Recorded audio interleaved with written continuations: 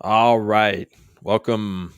It is Wednesday once again, just like it was last week when we weren't here. So I got my mic figured out. You gave me this microphone, Yeah, and I didn't realize I have to talk into the side of it. I thought I had to talk into the top of it. top of it, yeah. Yeah.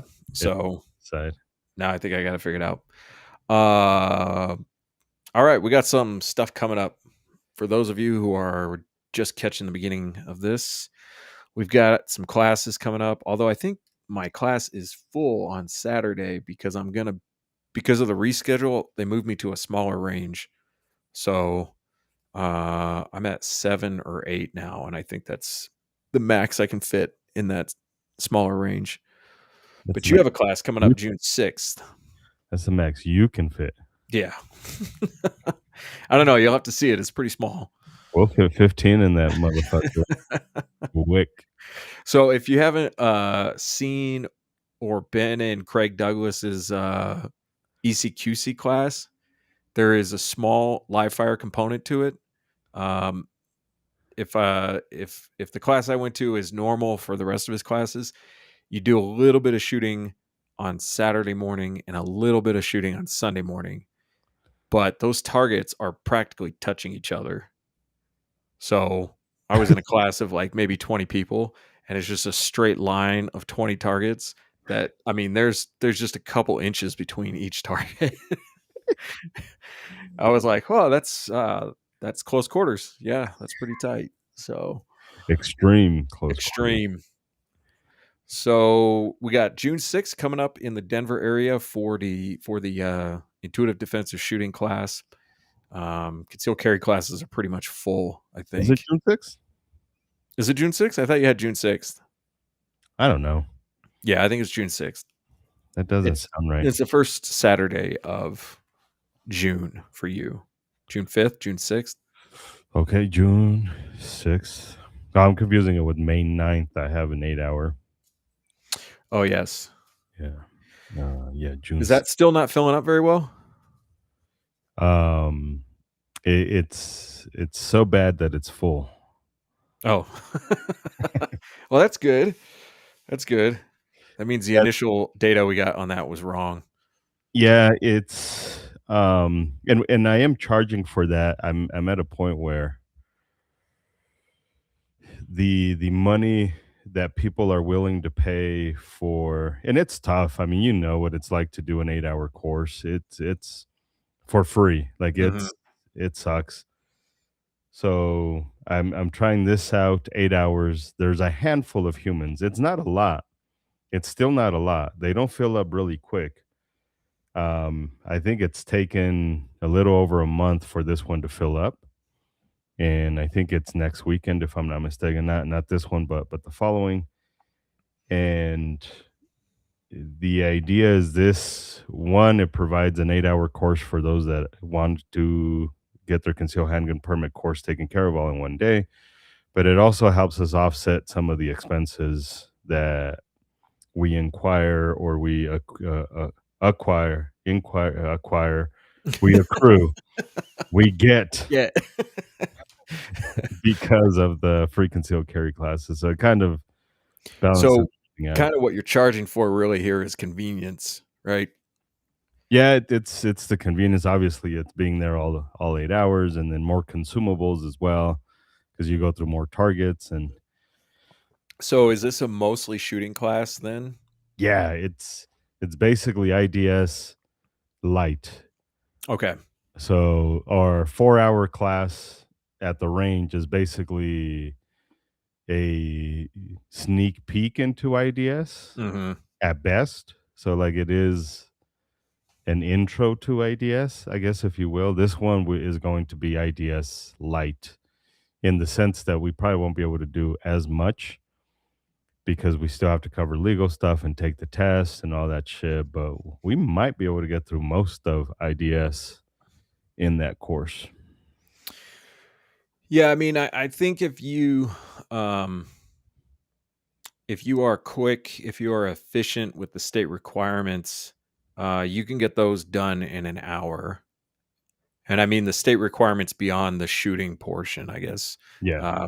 You can get those done in an hour. I've been able to get them done in about an hour. Um, That now, that's just to talk about them. That's not getting into the nuance, that's not getting yeah, into that's yeah, exactly what I was going to say. I'm not saying that that's in depth. yeah, But it's been really striking me lately in the classes how little time we actually have to give any one thing any real attention. yeah, I feel like the only thing that I am consistently giving a thorough chunk of time and attention to is the discussion around safety as a concept. yeah. Beyond that, everything is kind of like feels rushed. Kind of. It's basically you're getting 1 rep in Hmm. for everything. Right. And I'm talking about classroom, I'm talking about laws, I'm talking about the skills on the range, I'm talking about the debrief, all of it All of it. is really getting just not lip service, but maybe just slightest introduction into that stuff. Yeah. So, Which is why we continue to emphasize you can never turn a concealed carry required course and take it as training. yeah. I don't give a fuck how good it is. It's Hmm. not training. Yeah. It's So, on that note, donate. I'm just going to keep saying that anytime a topic comes up, just on that note, donate. So I had like a lot of interesting stuff happen in the last couple weeks regarding classes, as well as a little bit of independent study on neuroscience. And there's a lot of different things I could I could talk about, but I kind of want to just start with like one of the wildest things that's ever happened in a class, as far as my own personal experience yeah. goes. Um, this group of people, this was a week ago, or a week and a half ago, group of people.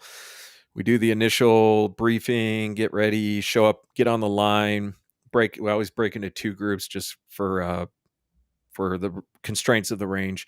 And I can't remember if this person was in the first group or in the second group. Uh, Everybody's lined up. We're doing the extend touch press without shooting, just going through the motions, extend touch press, and then we start the shooting part. And this woman, she's kind of having some problems with her grip a little bit, especially dealing with the recoil. You know, she doesn't have a good handle on her grip, but it's not terrible. It's just really not ideal. Yeah. and and I'm trying to talk to her, and she's kind of I'm getting I'm getting some feedback from her that she's a little overwhelmed. You know, which is no big deal. You know, Yeah. we'll work through it and correct her grip a couple times and trying to help her understand where her grip pressure needs to be and help get her a little bit of confidence. And I turn around to go do something, and I turn around, come back, and she's gone, and her gun is on the ground, and she is walking away back towards the tables, and I'm like, whoa, whoa, whoa, what's going on here? So I call her back, and I'm like, are you okay? And she's like, I don't want to do this. And I've had that before. I've had people say I don't want to do this before, but we got to figure out why you don't want to do it, you Correct. know, because we might be able to get through it. We might be able to work around it. And she says, I only came here so that I could take my gun to the range. I'm like, I I don't understand what you're what you mean by that. She said she was only get her concealed carry permit so that she could drive to the range with her daughter with the gun in the car. Huh. And I was like, "Oh, well, you don't need a permit to do that." She's like, "I don't?" I go, "No." She goes, "Okay, I don't want to do this." I'm like, "Okay." Yeah. Like, I'm not going to fight What her. what are you yeah, for sure. Yeah. But then the follow-ups, there's so many follow-ups. Yeah. Well, I told her, I was like, "Well, you got a couple options. You can stay and just work through this and, keep going, and I think you can do it, or you can just hang back and watch." and she's like, "I just wanna leave." I'm like, "Oh, okay." So, I picked up her gun, made sure it was clear. I put the gun back in her holster, and her husband just split.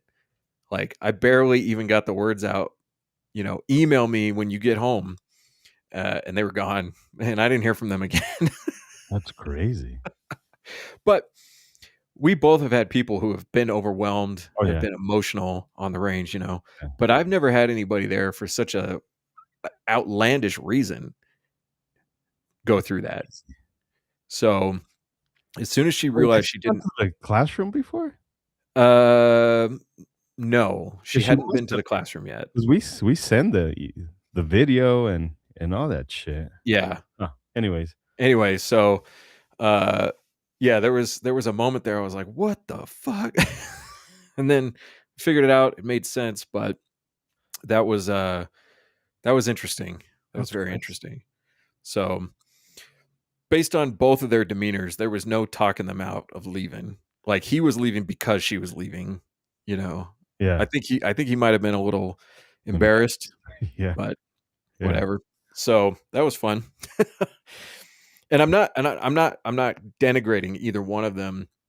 I think if you're not there for the right reason, you Right, really shouldn't be there. for sure. Um, and it's not I don't know who told her that she needed to come to this class to do that thing. So, Well, this highlights, again, how retarded this whole fucking process is. mhm.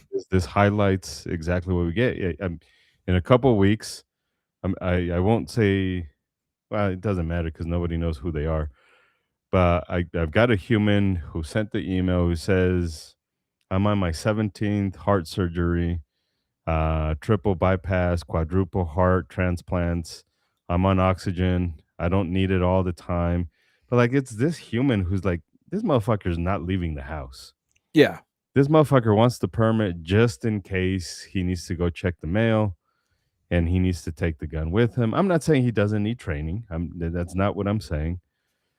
But they're making him go through such a fucking weird process, Mhm. and which, by the way, the training might fucking cause him to die. Yeah. The I mean, we've stress. had we've had students on the range before who have been like, "What are you doing out here?" That guy on blood thinners, will always stick with me. The Navy guy, the The CB. Navy guy, yeah. Eh, So, and I mean, it just, for what they need, the context, all of that shit, it's I don't know, the process is different. mhm. It just looks different for those humans. I'm not saying they don't need IDS. I'm not saying they don't need to do the stuff, but to get a permit, it's it's quite insane. Yeah. Quite insane. Yeah. Yeah, and I had, in the debrief on my last class, I did 2 classes on Sunday, so it was the 2nd class. This woman during the debrief, she was like, "I know you don't agree with any of these laws, but let me just ask this question. Do you really believe everyone should have a gun? And on top of that, have you ever thought of it any kind of screening process for people who are coming into the class to screen out people who really shouldn't be here?" And I know she was thinking people who are dangerous to other people. Yeah. That's what she was getting at. But immediately, this woman came to mind. Like, yeah, I don't think everybody should have a gun. I don't think the law should have anything to do with that. But there are certainly people who don't have the temperament to be safe or even have any interest in holding or using or handling firearms. Yeah. Um, as far as a screening process goes, I can't really think of an effective screening process for a concealed carry class that won't create more problems than it tries to solve. Well, I mean, we see that, you can look up a study.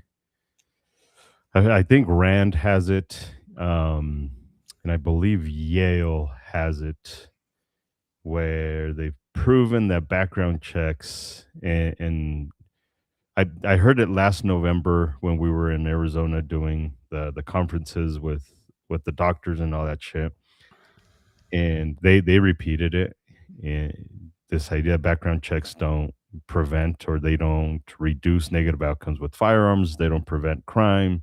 They're essentially useless. And the left says this a lot. The anti-gunner says this a lot. I have to be careful how I say that. The anti-gunners say this a lot, and it's true. Is you're not a criminal until you're a criminal, and that's the tough thing. Is we might even do the screening, and in the screening, it shows this motherfucker's amazing. As we wait for Isaac to come back, we might see this as the screening shows the human to be amazing, but in reality, this motherfucker is the one that loses it. I mean, how many cops? It is what it is. I just made a video about how sheriffs are almost always wrong, and holy shit, the bootlickers that came on to the comments for that motherfucker, they get screened, and a lot of those are fucking wife beaters, and a lot of those are um, murderers, thieves. We just watched a video of a lady who's a cop who consistently was stealing from a Target, I think Target or Walmart. This last time it was $1,200, and she had this history of they just didn't know she was a cop of her fucking buying totes and then slipping shit into the totes and then just paying for the tote. So all that to say is even if we did the screening, it, it doesn't it doesn't prove anything. It doesn't solve, to your point, it doesn't really solve anything.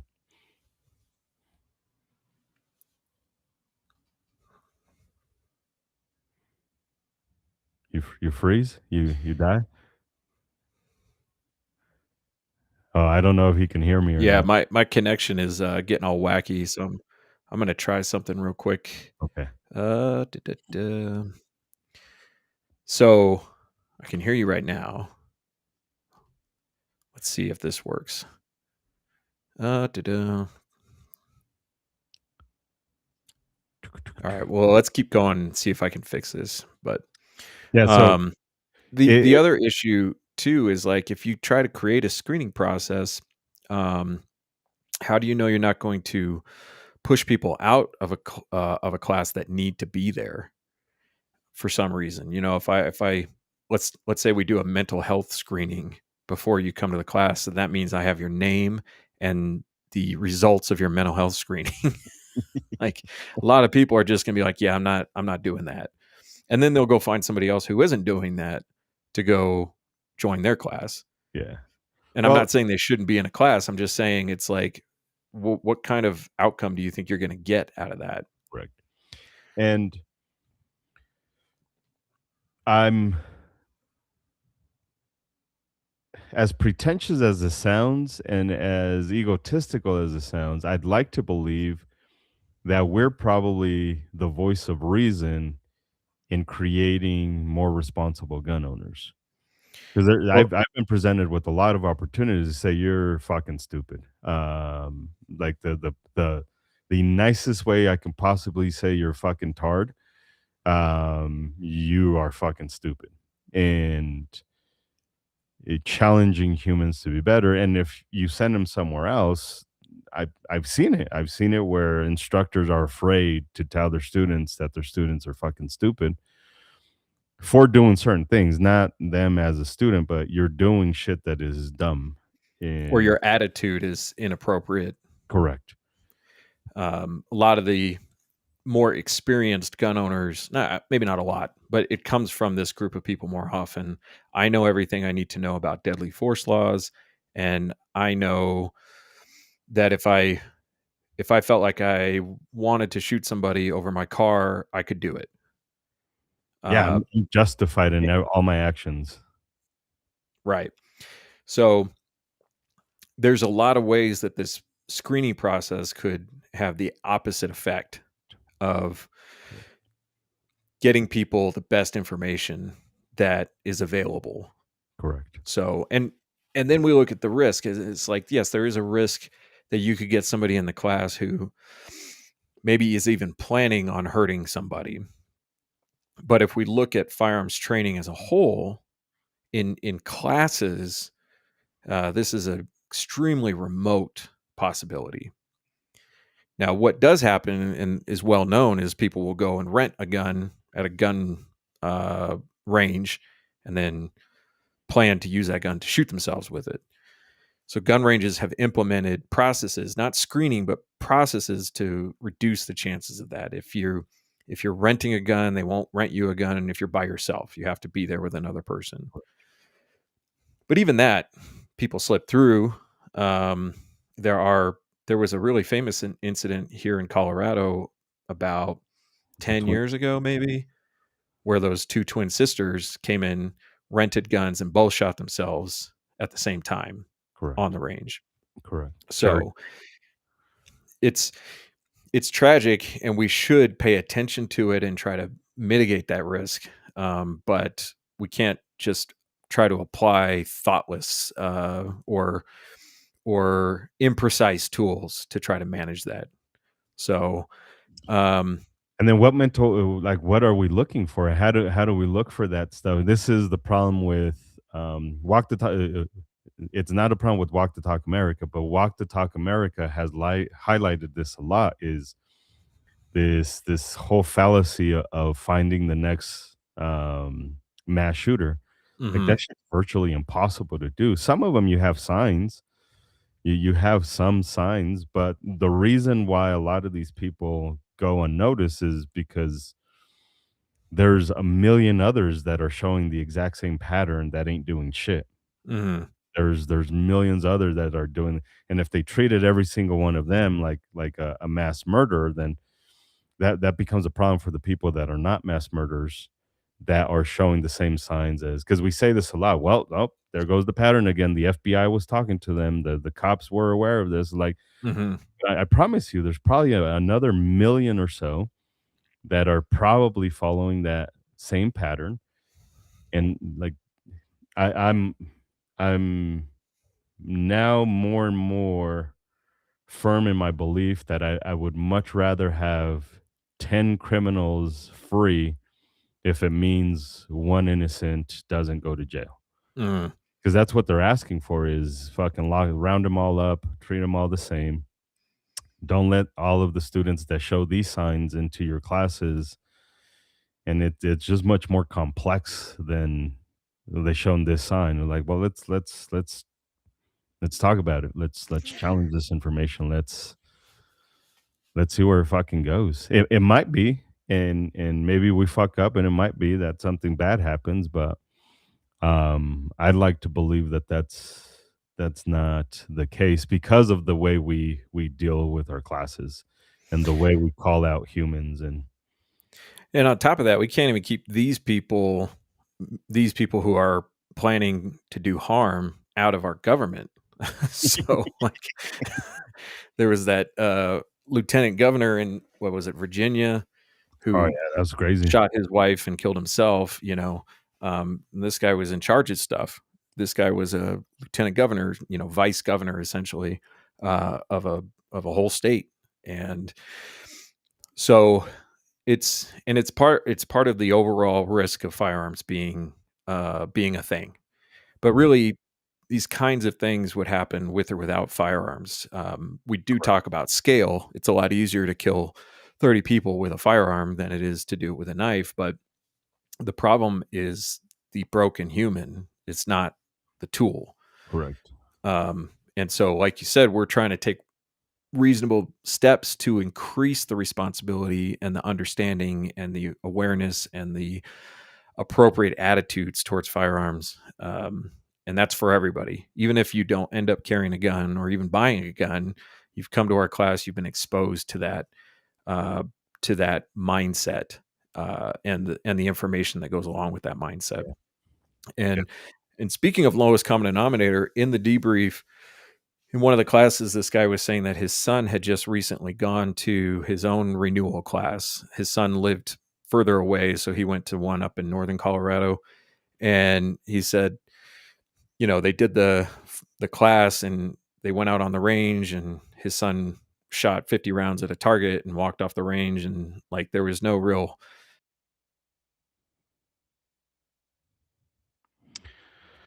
again, it's happening again. Again. Again.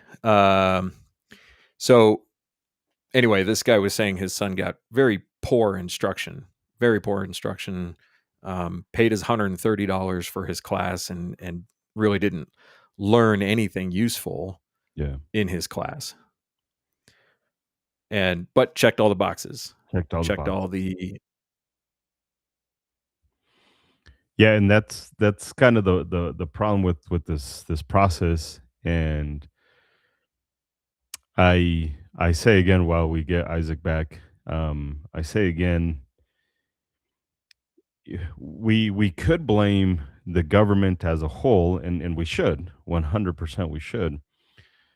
But there's also this reality that um, we have a lot of instructors who take advantage of the process or the lack thereof, or how easy it is to teach the classes. Teach a concealed carry class, especially if you're an NRA certified instructor, is quite easy. I mean, it's pretty easy. It's not tough.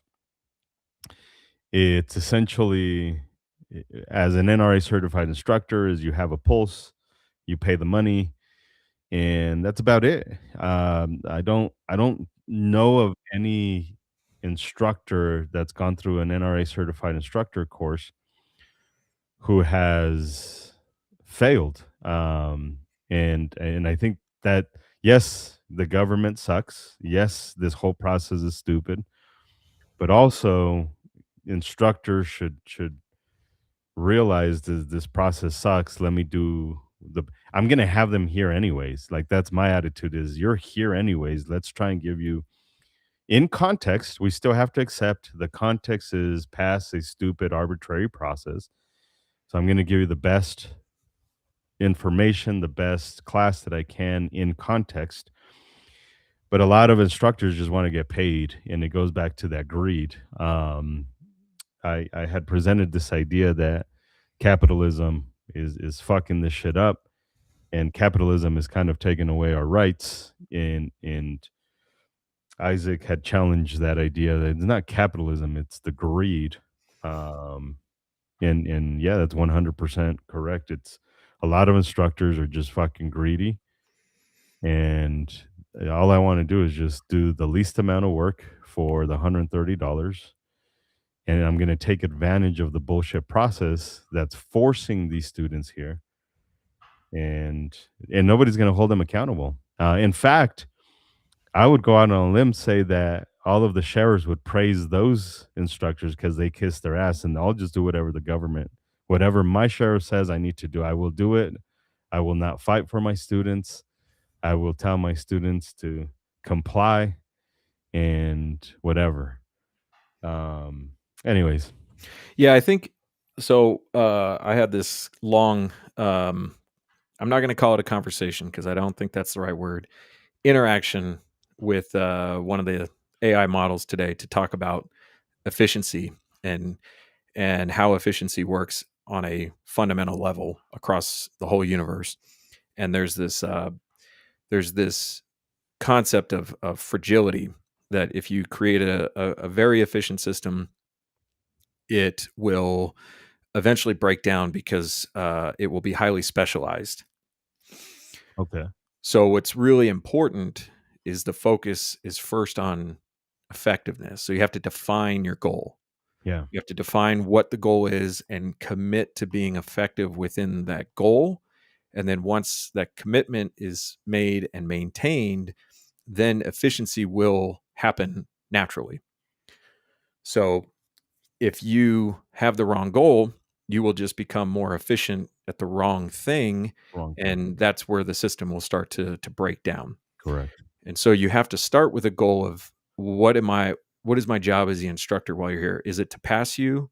Is it to meet the government requirement? Yeah, Or is it to educate you and train you as a human to be responsible in this context with a firearm?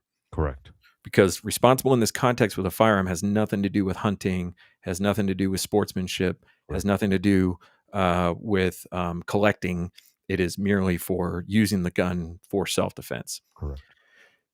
So when we align to the wrong goal, we will just get better at the wrong thing. And that is a fundamental law of the universe. And then, just as a little asterisk to that, you also have entropy constantly working its way in to try to break that down. Yeah. So it's like a paradox. Uh, but leaving that part aside, because we as humans, we can make adjustments to help keep entropy away.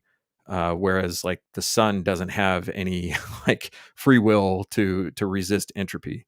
But where we can make adjustments, we can keep the goal at the forefront, make our adjustments, and continue to become more efficient at those things. So, as an example, um, at the end of the class on Sunday, the wind started getting out of control. And we had finished doing the shooting part. Now we had to do the state mandated classes. The wind comes in, and if we can't be flexible, we're not going to be able to accomplish this thing we had to do. So somebody says, we should just go to Starbucks and finish this. And I thought about it for a second. I said, great idea. Let's do it. And we packed everything up and we went over to the Starbucks and we finished the class inside the Starbucks. Yeah. Got the test done, but also had time to emphasize that responsible use of the gun, even though we're just doing a test.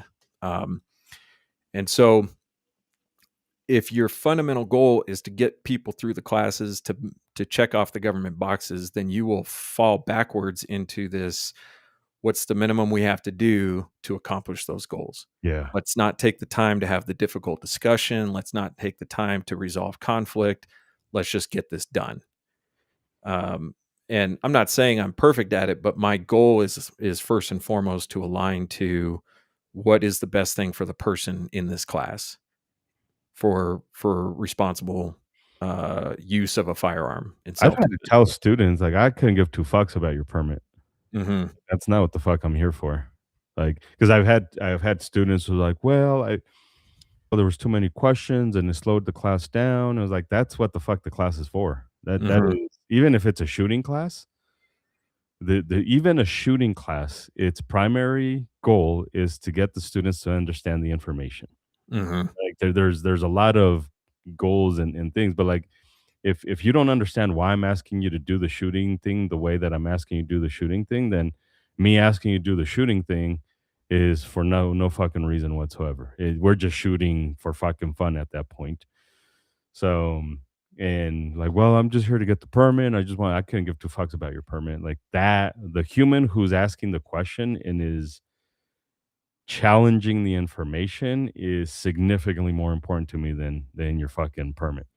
Yeah. Uh, that's not even fucking top 10 in my class. Even at a concealed carry class, I hate to say it, but it's not even top 10. I know why the students are there. That's not what I'm there. That's not one of my goals.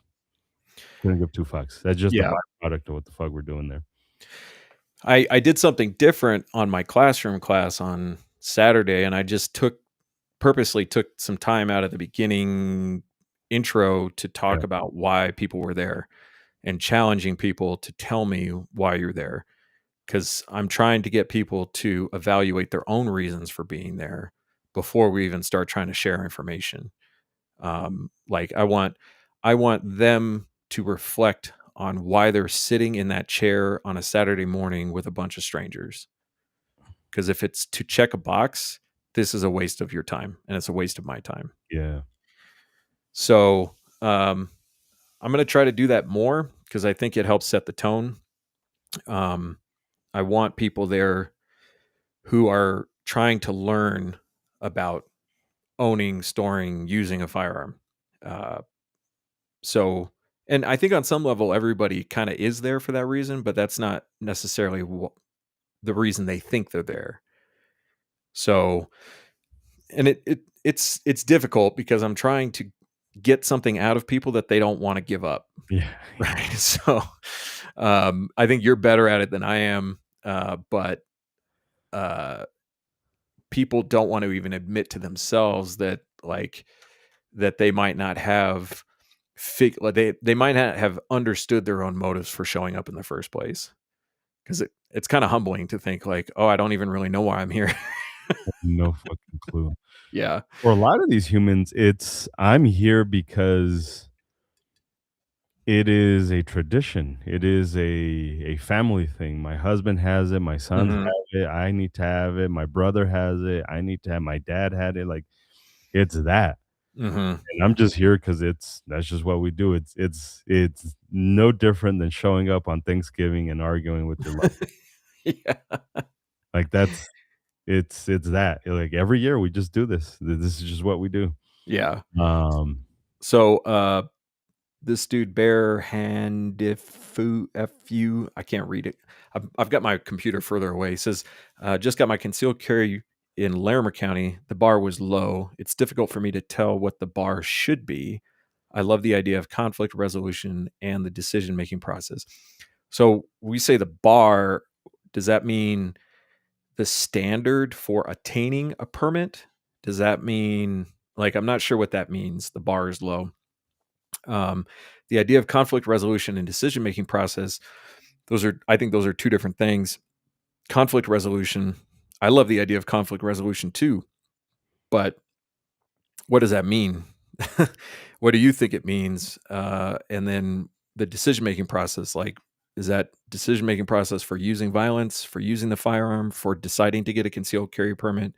So I'm asking these questions if this person can go ahead and provide some clarity. there Sue, I is that think there should be no bar. So, like, there should be no government bar at right. all. So I'm just going to put that out there.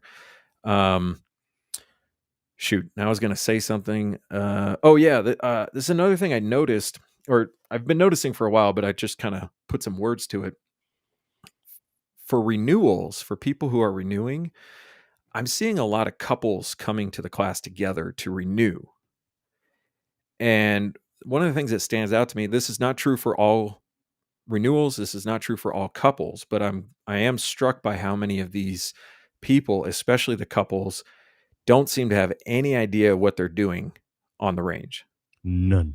and don't know hardly anything about their own firearm and None. don't seem incredibly curious either about learning about their firearm. None. So I'm like, if there are two of you who are doing this, at what point does one of you look at the other one and say, "What the fuck are we doing?" Like, are we okay with not knowing anything? You know, they're in the renewal class because they have to be, and they're finally getting exposed to the idea that they don't really know what they're doing. Yeah. Um, and it's okay to not know what you're doing. I'm just like, why are you finding out 5 years into you having a permit that you don't know Well, what you're 5 doing? 5 years that we know of. That 5 years that we know of. So, Um, Bearhan Fu says the bar was low for the written and accuracy test. So, and here's the problem is we see this a lot with quote unquote accuracy test. And I don't know if you took the class with us or not. Um, in a defensive shooting class, there shouldn't be, and I stand by this 100%. There should never be this hard on for an accuracy test for how awesome your groupings are, because that's not self-defense. That's not self-defense. I don't know what your situation is going to be. So to say that you need to be this accurate or this accurate or this accurate, first off, that's an objective testing in a situation where it should be subjective. I get a lot of humans who get super anxious about like, oh, like what's the test going to be like for the live fire? I'm like, I don't know. Like, what do you mean you don't know? Like, I haven't seen you shoot. So until I see you shoot, until I see you hold the gun, I don't know what you suck at. So once I know what you suck at, then I will tell you what your test, and even then I may not talk to you about your test. Um Between my wife and I, we make a we take a lot of pictures and videos of the people doing the stuff just in case we need it. Like, I'm not worried about how quote unquote accurate you are. Obviously, accuracy has to be there. There's defensive accuracy that we have. That's part of it, but it's not the only picture. And I think there's way too many instructors who only focus on how accurate you are on a static range. We hear about that one range that if you miss two at fucking 30 feet or some shit like that, 2 rounds at 30 feet at a 9-inch plate, you're automatically disqualified and you have to pay again to retest and all that shit. Now, this might be one of those humans who's on oxygen, fucking quadruple bypass, and their fucking blood thinner medicine just made them a little shaky, a little bit, like a little bit, not nothing crazy, and they're off by just a smidgen. Like that's we have to take all kinds of shit into account. So that's why this whole idea of the accuracy testing is weird. Also, we could engineer the test to only focus on accuracy. And then we could even have a more rigid standard, but that doesn't mean that skill is going to translate into a defensive shooting. Shooting, yeah, So we could give you, I mean, just to give you an extreme example, we could give you a bench rest to put the gun on and say, if you can pull the trigger and hit this target at this distance, then you are accurate.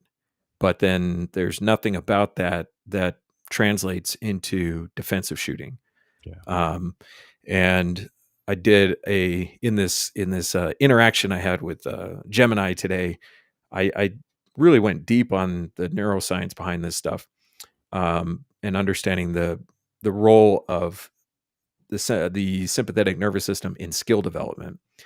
And there's so many things that interfere with our executive functioning.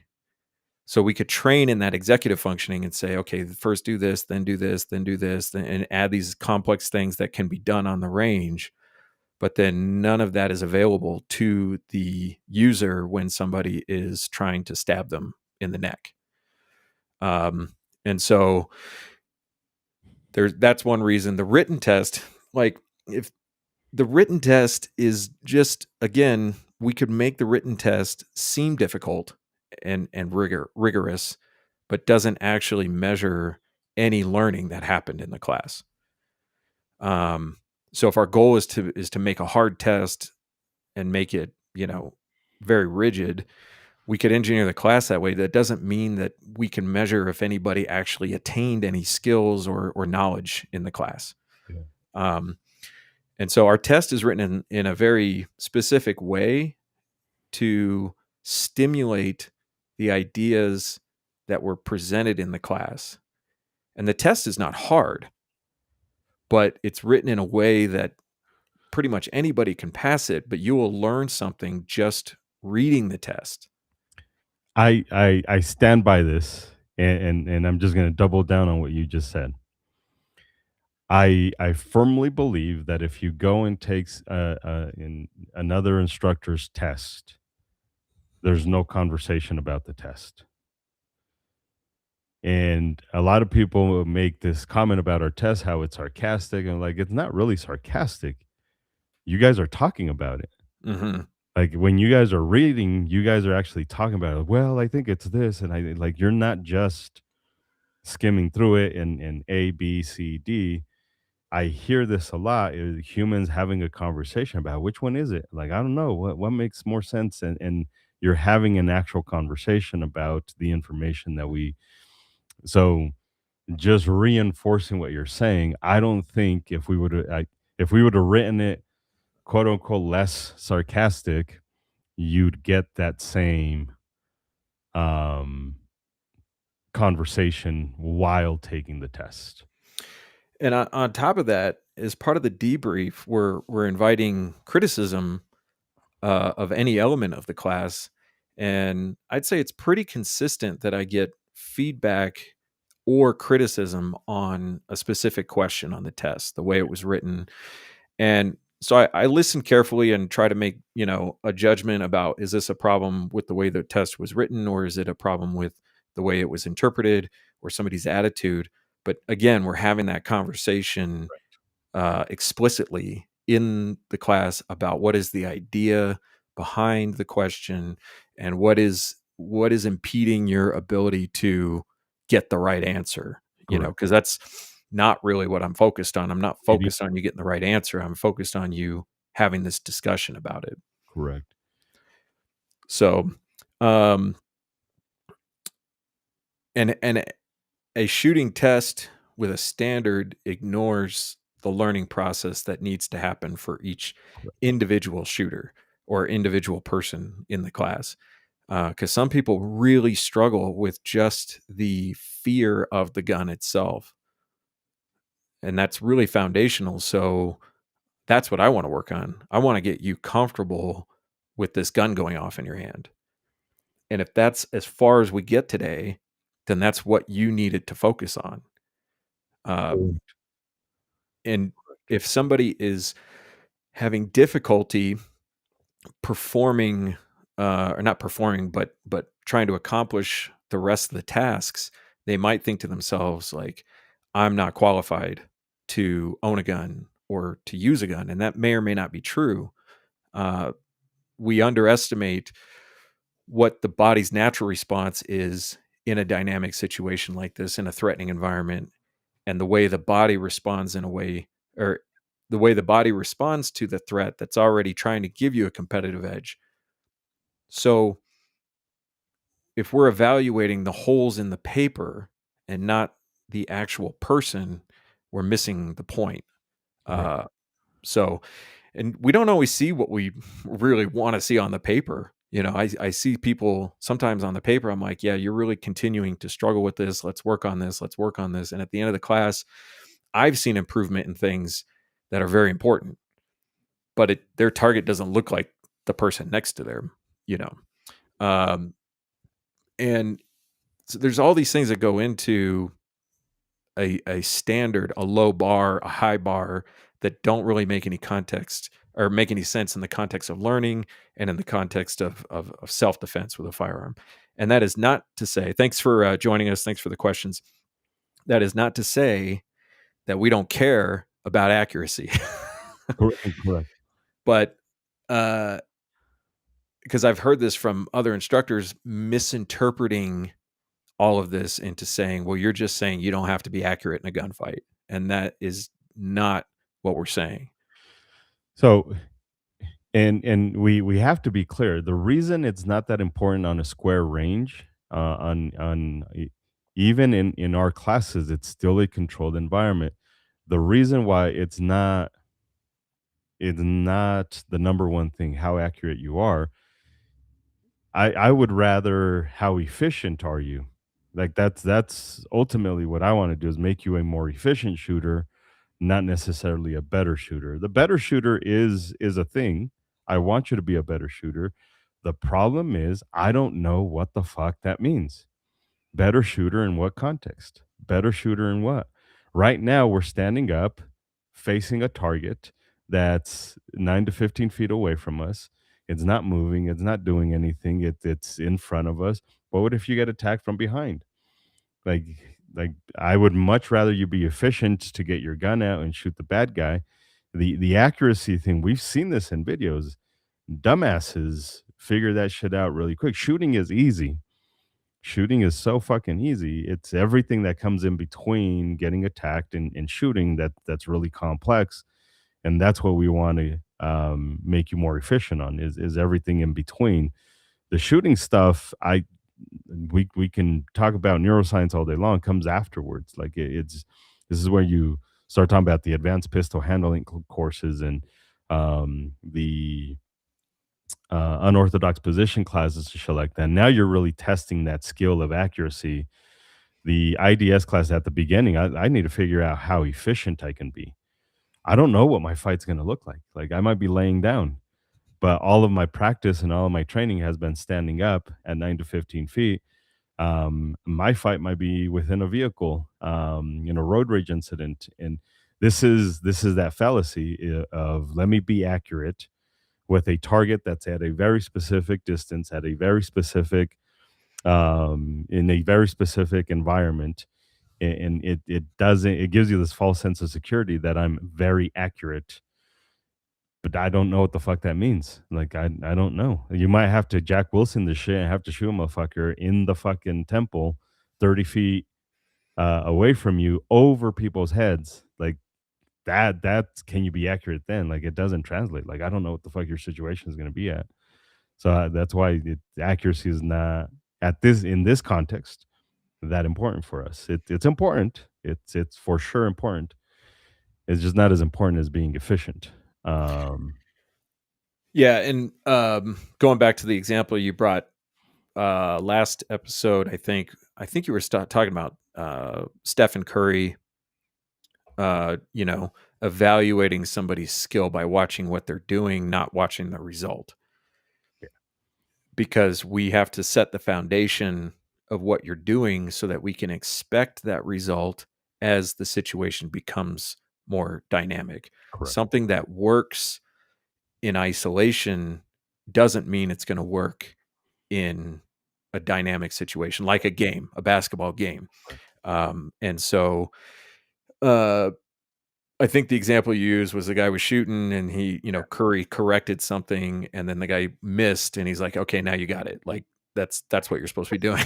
He's like, well, I missed. And he's like, yeah, but if we keep working from here, we're going to get to a point of mastery. If we keep working from what you were doing, we're never going to get to mastery. You know, because So, he was yeah, he started off being okay. mhm, Like he wasn't a bad shooter. He was okay. He'd hit the rim more than he'd sink it. So he wasn't horrible. He would get shots in. When he fixed what Curry asked him to fix, the first like 5-ish shots after that, he missed. He's like, what the fuck? It's like, yeah, but keep doing that. Keep doing that. mhm. And eventually his brain adjusts whatever it needs to adjust because the brain's fucking weird that way. And now he was consistently making the shots. So yeah, 100% is you'll start off again. It's I think we brought it up because shooters go from standing bladed and they a quote unquote asymmetric tension, and then you tell them no, stand squared up because natural neutral stance, all of that spiel, and then they feel like they suck. It's like yeah, but it's that's because you went from shitty to now a completely different setup. Work on that, and then you'll be more consistent. You'll be more consistent. So now we get to the actual title of the episode Oh on shit! which was what? I don't even remember. How to Train to Be Superman Train to be Superman in a gunfight. in a Gunfight. Um, I learned something today I didn't know about, which is called the mirroring effect, Yeah. which is when the sympathetic nervous system is stimulated, and that gets stimulated. One of the ways that gets stimulated is with a threatening stimulus. So where the brain perceives what it thinks is a true life threat, and the body has natural reactions to that. And one of them is that um, it tends to have equal effects to the same or to both sides of the body. So if we're talking about the arm extending to push a threat away, both arms tend to extend to push the threat away, unless there's something else occupying, the other hand, like maybe we're holding a door open or something like that. Um, but when you're talking about responding to a threatening stimulus like a weapon, both hands tend to extend fully to do the same job. Now, I didn't get into why this is true, but my suspicion would be that if one hand could do it, two hands could probably do it better Better. from an evolutionary point of view. Um, and so the upshot of that when we're talking about firearms is if you're going to have a gun in your hand, then your posture should be that where both arms are going to extend equally to apply equal mirrored pressure on the firearm as it extends away from the body. Yeah, I think I'm looking up the wrong one because there's obviously the mirroring effect of if you nod, I nod, and Right. that just to show empathy, that type of stuff. So I think I'm looking up the wrong one. Yeah, this is a physiological response, not a Not psychological. psychological. Yeah. Let me turn the psychological to. I'll let you keep. So that was one thing. The other thing, one of the other things while you're looking that up, was I wanted to kind of dive into the actual effects of learning to do a skill slowly and then having the skill increase in speed or efficiency when a threat happens. So this is the idea of like you've probably heard this presented as slow is smooth and smooth is fast, How stupid, yeah.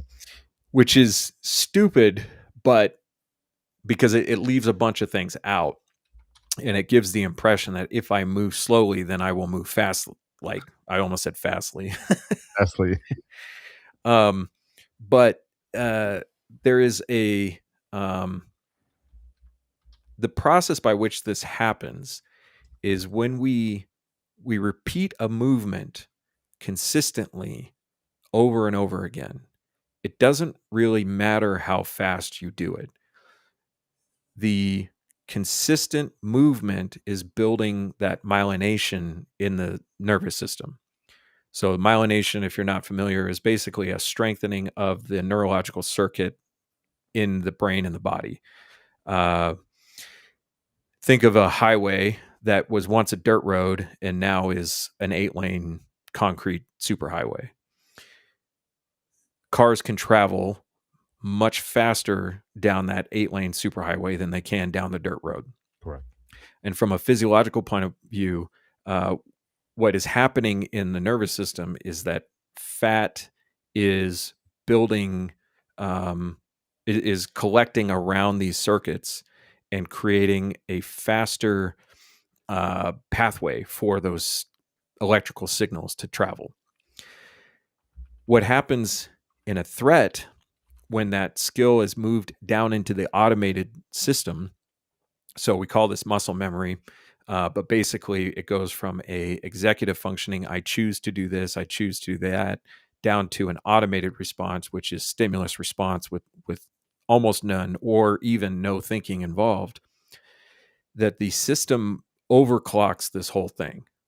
Basically, does it at a speed at which you didn't probably believe was possible for you to do it at, provided that that myelination is built well, provided that that repetition of correct execution of the skill is built well.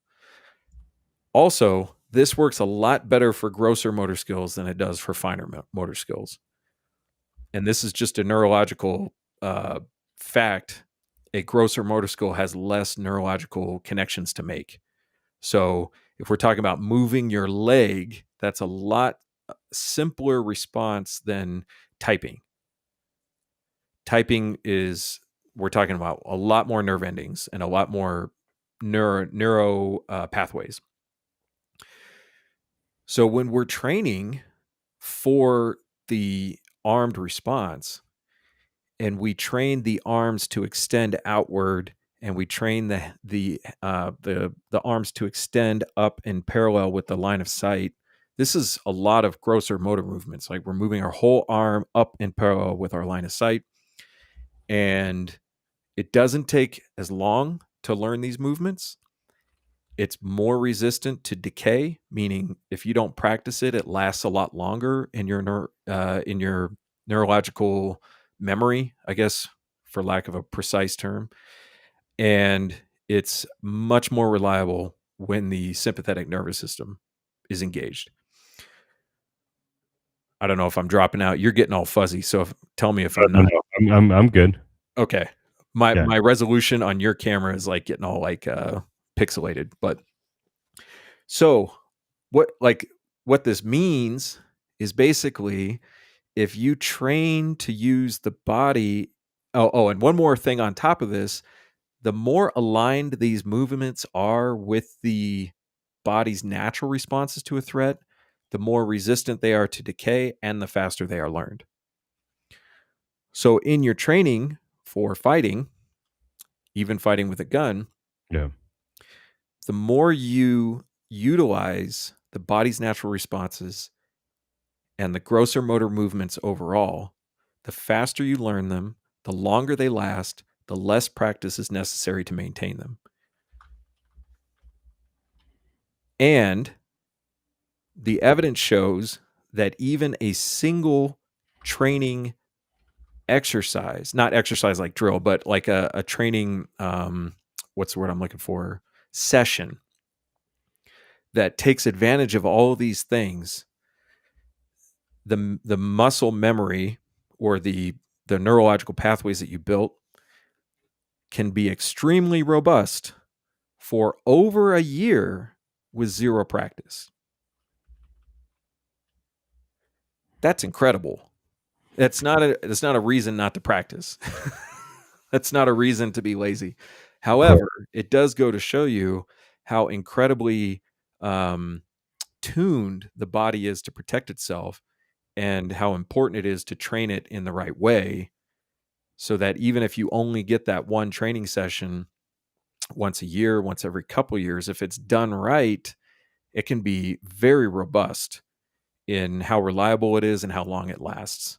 So, automaticity, which is a word that I can never remember. I can pronounce it, I can read it, but I can never remember it. The CrossFit douchebags are big into this, and they talk not just CrossFit people, but people who do the exercises. And once you build the muscle, a natural thing, Mhm. and you have the muscle, if you go a while without working out or whatever, and the muscles go away, and you start working out again, you gain muscle quicker than the first time you try to gain the muscles, because now the muscles are like, I know what to do now. Mhm. Is you and I would have a very difficult time building muscles, but once we did, if we stopped again, it'd be very easy for us to regain that muscle tone. I think that my growing up skateboarding, that naturally builds like dynamic muscle. And we're not talking bulk, we're not talking hypertrophy where you're bulking out, but you are constantly using all of your muscles together and in a flexible way. So you're, even Right. falling, you are using flexibility and all that stuff. Um, and so I didn't start lifting weights until I was almost 40 years old. But I found it like I didn't lift any weights my whole life until I was almost 40. And I found it pretty easy to get started with doing. And I didn't experience a lot of the barriers that some people have when they're building muscles, like injuries and things like that. Um, and I think, and I'm not a scientist, especially not when it comes to working out, but I think some of it has to do with the dynamic way I used my body from a very young age, all the way through my teenage years, all the way through puberty, and even into past my physical prime, continuing that process on into adulthood. So, um, yeah, it makes sense to me from a neurological point of view. It makes sense from like my own personal experience, and it's a really important thing to understand. If you train things that are counter to what the body wants to do to protect itself, that training will decay much faster. It's much less reliable, and it takes longer to learn it. Yeah. So, Um, video games. Does all that time spent fighting in digital world affect real life in a negative or positive way? Yes or no? I don't know. I'm Yeah, I don't unqualified know. to answer that I one. don't I don't know. I think it depends on how you're trying to use it. I think the context is so different, and the skills are so different, and so wouldn't, based off of the I don't know. I'm giving a fucking wild educated guess. I would hope that it's educated. That I don't think it would, because the part of your brain that you're using is just a completely different part of your. Yeah, I would say if you are operating in the executive functioning part of the brain, then I could see some things that might translate. For instance, understanding the especially if the game is more realistic as far as physics goes, understanding dynamic movement in a in an unknown map versus a known map. You know the environment, you don't know the environment. But there really isn't anything in the video game that is stimulating the threat response. Yeah. Now, And maybe that's if we're maybe a super hyper realistic like virtual reality. that'd be bonkers though, because that's the problem with the scenario based virtual ranges and all that Mhm. um yeah, like it's just not the same because your brain knows it's not gonna die. Yeah. I didn't run away from very many people. I never really I wouldn't say I never had to run away, but it was rare that I had to run away. Um, Actually, whenever I encountered police officers while I was skating, I never ran. I just waited for them to come to me. And I actually never had a negative interaction with a police officer while I was skateboarding. Like, I got kicked out of a few places, but it was never hostile. It was never like adversarial. Um, Even Denver cops, I never had anything like that happen. Um, and I had property owners get mad, but usually I just ignored them. Like, 'cause they're not looking to get violent with you, generally speaking. Um, yeah, rules in games, I mean, the physics of the games is its own set of rules. Um, there is no penalty for losing in a game. I don't mean like there is a penalty for points and um, but there's no physical penalty for losing in a video game. Yeah, you're not going to jail, you're not gonna die, you're not any of that shit. Yeah. I don't know. I think there's a lot of potential study to be put into that. Like maybe the closest thing we can think of is flight simulators. But flight simulators give you the sensation without the consequences. Correct.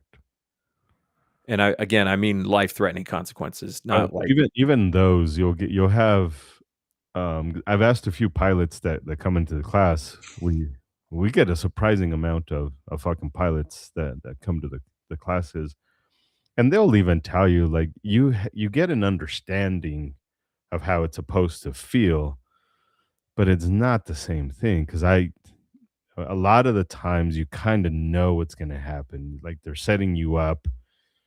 It's not in real life. It's not, again, nobody's going to die.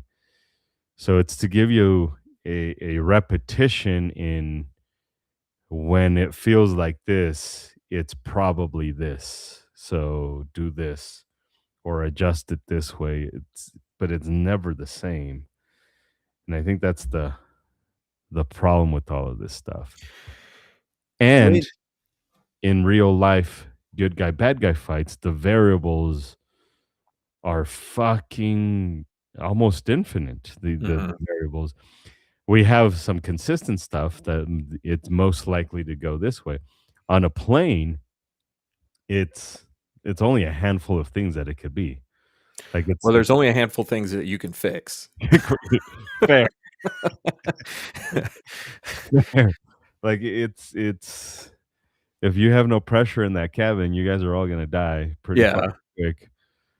Yeah, Uh, I mean, one of the things about flying is that you have to get comfortable with, a lot of instruments and controls, way beyond what we evolved to do. Now, it's not that we can't do them because we didn't evolve in that environment, but it takes an extraordinary amount of repetition in that environment to be able to execute well, those that's why there's complex 2. skills. That's why there's 2, and there needs to be 2. Yeah. Yeah, You could even make the argument that there should be 3, but probably. it's more expensive to have 3. Um, and the only reason I say that is because, when there is a technical issue with the plane, both the pilot flying and the pilot monitoring, have inputs on the plane. Like, they have the stick, they have rudders, and they have, throttle and all this stuff, and the engineer, all he has is, like, he can reset a circuit breaker, but he doesn't have flight controls. So an engineer can solve problems without um, instinctively crashing the plane. Yeah. Yeah, yeah. That's so, um, but as computers got to be more capable, they decided the computer could do most of the job that an engineer could do, and then whatever's left, they just have the pilots do now, while trying to fly the plane. Um, so it obviously it's a good system because we are, we have a it's one of the safest ways you could possibly travel. Commercial airlines with two pilots is one of the safest ways you could travel. But we do see a problem with single pilot or single pilot aircraft where they get overwhelmed pretty quickly when they go beyond their skill development. Well, And there's a good YouTube channel that analyzes that. He kinda looks like a dweeb, but they all look like dweebs. yeah, this guy, I think that's all he does is look at fuck ups and emergencies. I forget what it's called. Oh, I watch Pilot Debrief and Mentor Pilot. I think it's Pilot Debrief. Yeah. I think it's Pilot Debrief, and he breaks down, um, just recently I watched one, or just last night I watched one, um, there's this chick I like to watch, K Flying with K, or K Hmm. Flying, or some shit like that, and she had an incident, and he was talking about, like, how the internet was comparing her with the one that died. There's a lady that died with her dad because she's a Yeah, some fucking real idiot. estate agent. Yeah, she's a Hmm. fucking retard, and it sucks because she's dead now, but everybody's like, that's one of the things he mentions, like, full circle on this podcast, her priority was social media, Hmm. and everything was social media, and she relied 100%. This it speaks a lot about what we speak about a lot. Her whole thing was that let's just put the fucking plane on autopilot and let it figure out what the fuck it needs to figure out. And then when she needed to figure out how to do it, she couldn't. So when she died, her records show her plane going up and down, and that's because she didn't manually know how to correct the rudders or whatever the fuck it is to keep the plane leveled. She Hmm. relied too much on the electronics because her goal was, let me record, Yeah. and then And her goal in the flight where she crashed was to get to her destination, not to fly safely. not to fly safe. She had plenty of reasons why she should have turned around and landed back at the airport she left from. But I know that Pilot Debrief talks about this and other pilots talk about this. They call it get there-itis, which is like the primary goal becomes get to the destination rather than fly the plane safely. Correct. And versus Um, the other chick, she had a minor incident. She's like, "Nah, I'm not even gonna risk it. My numbers don't make sense. It's showing me that I'm dumping way too much fuel. Fucking makes no fucking sense for my plane. I'm in no rush to get to my destination." And even highlighted, there was plenty of times where she's like, "Up, I'll talk to you here in a little bit," and like, yeah, she's got to fly the plane, like right? I'm going into the cloud. I'm gonna shut the fuck up, and then Hmm. she shut the fuck up, and then she's like, "Nah, I'm just gonna land this bitch back down." Um, and big difference. Big difference.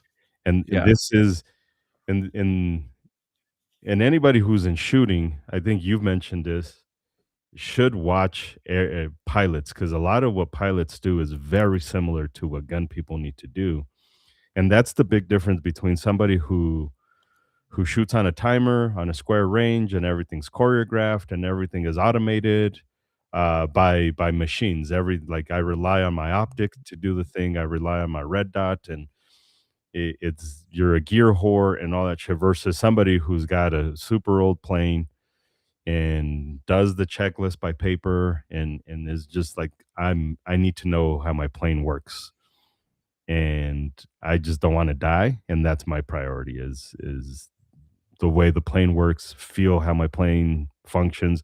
'Cause I'm telling you that she's a young chick too. I think she's barely a fucking in her 20s. I think she started flying when she was 17 or some shit, like, I whatever. Um, I would go on a limb that if something felt like, if she felt something not be right with her plane, she'd understand it right a fucking way, because she doesn't rely on the gear on Right.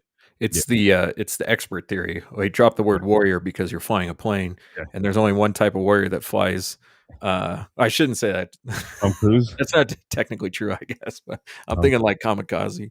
uh, Um, but she is dedicated to mastering the craft of flying the plane, not of being an influencer.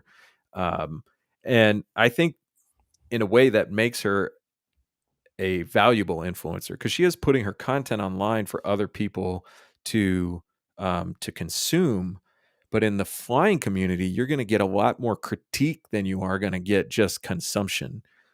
Because I think the flying community, I would say as a whole, maybe not everybody, but as a whole, is very focused on responsible flying. yeah, So putting a an emergency of any kind or even a mistake of any kind on the internet with humility gives you an opportunity to get better and gives the entire community an opportunity to learn from that. Whereas the other woman, she didn't like a lot of people were telling her because of her other flights that she had posted online that she has no business being in an airplane. And she ignored all that because her goal was to be an influencer pilot. influencer, yeah. So, um, so yeah, going back to the automaticity, uh, when we're talking about training for self defense, and I think this is where some people get a little bit um, twisted because if we were talking about offense, a lot of this would be different. But the approach to self defense, we're talking about that threatening stimulus affecting the way the body responds. We move the skills from I just learned this to automaticity a lot faster if those skills fit well within the body's natural responses to Yeah. a threat. So I've I got had it this, up here for those of you guys that are oh, sorry, go yeah, ahead. the Finish your ability to perform tasks such as driving or reading with little to no conscious effort, speed, or attention after extensive practice. And that's the word extensive because I think a lot of people think that you have to have a lot of training and a lot of practice to establish some reasonable baseline of skill to use a gun in a fight. And I don't think that's true. I do think that the more solid, correct training you get, the much better off you are. But if you're coming to one of our concealed carry classes and we're only going to get 2 hours of shooting time, and in my class you get much less than that because you're in a group and there's two groups, so you're not shooting half of the shooting time. Even that little bit, if done correctly, can have extensive benefits for you, not just in the immediate, but long term. So I I had this long interaction with Gemini. I copied and pasted. I'm going to go back and review it later.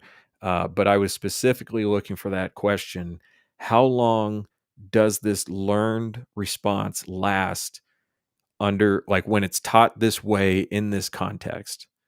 And I was surprised it lasts a long time. Yeah.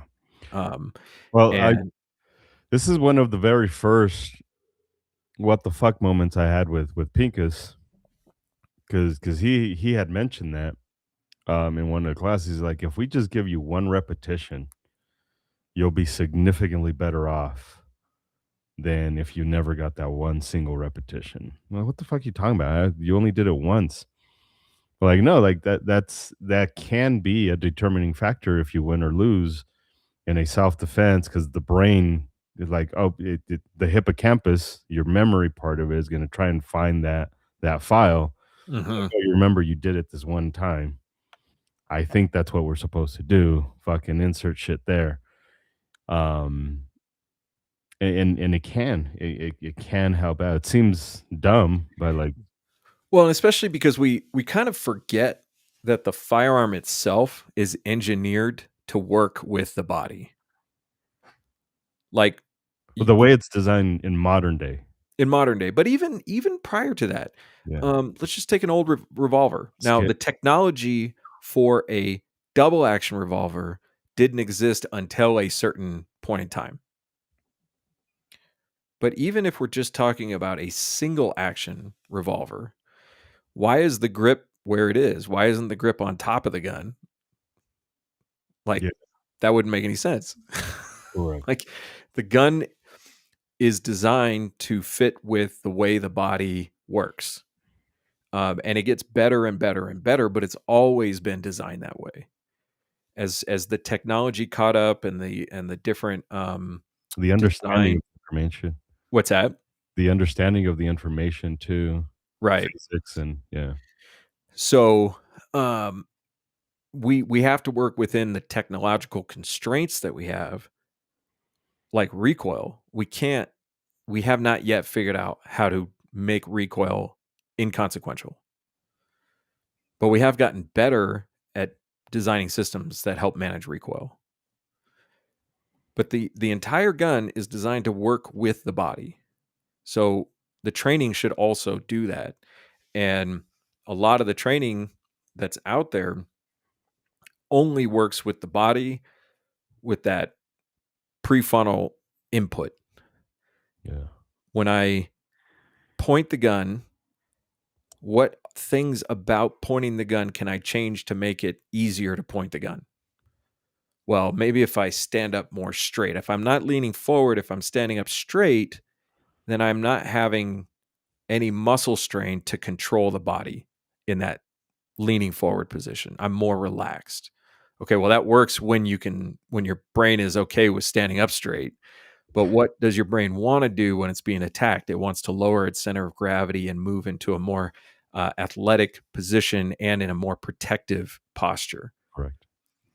which also happens to work well with the impulse or the reaction of the what I just learned today, the distal, what is it? Distal pushing, pushing away, right? So moving your arms away from you rather than in a bent elbow, uh, weaver type stance. Yeah.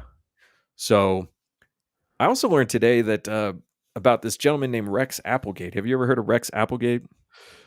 I'm gonna say no. It sounds vaguely familiar, but I don't know. I think this is the second or third time I've learned about Rex Applegate, but every time it's like the first time.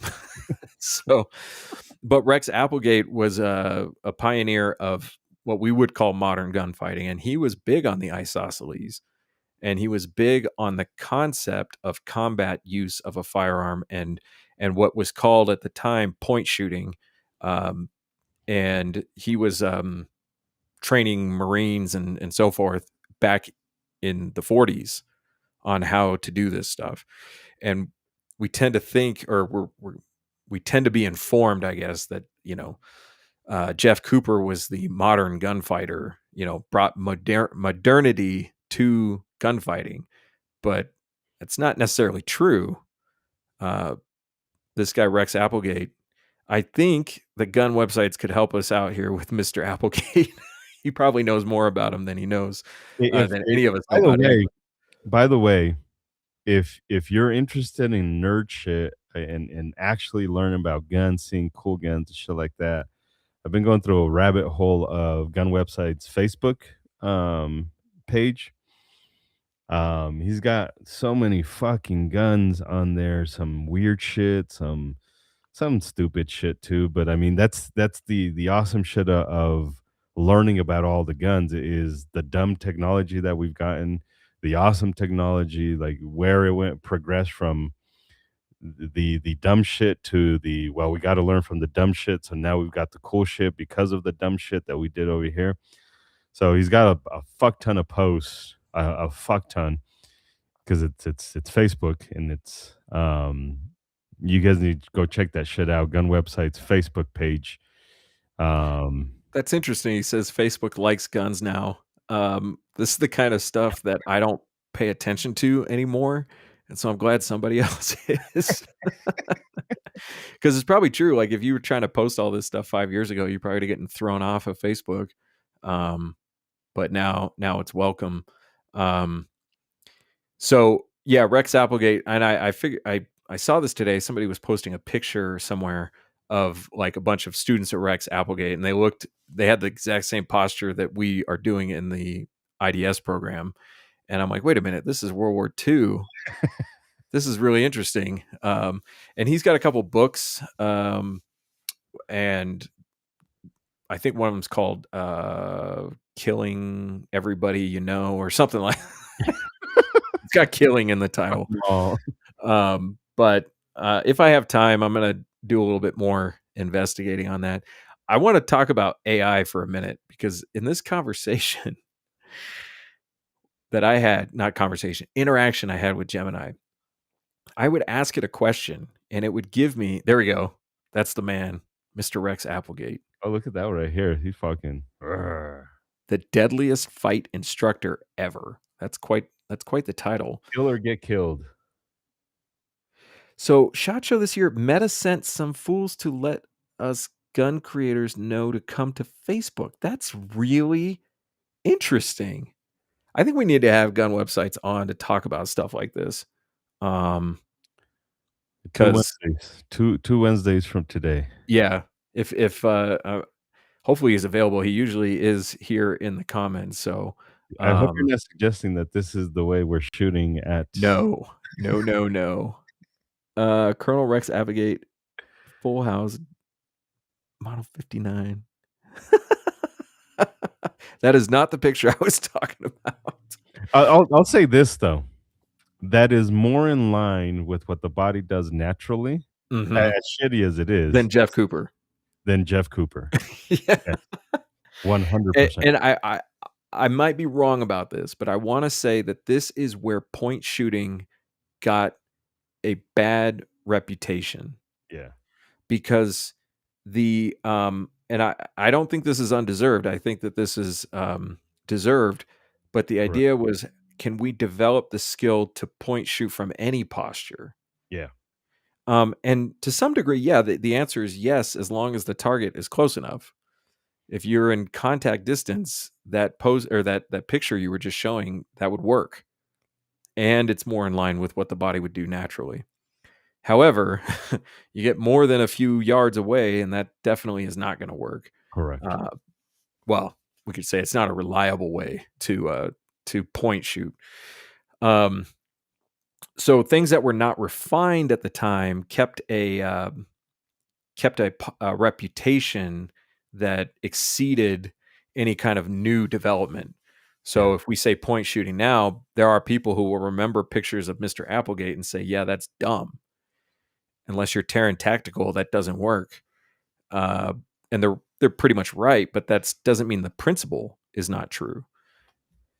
So anyway, so I'm talking to Gemini, and I'm asking it questions, and it's giving me wrong answers.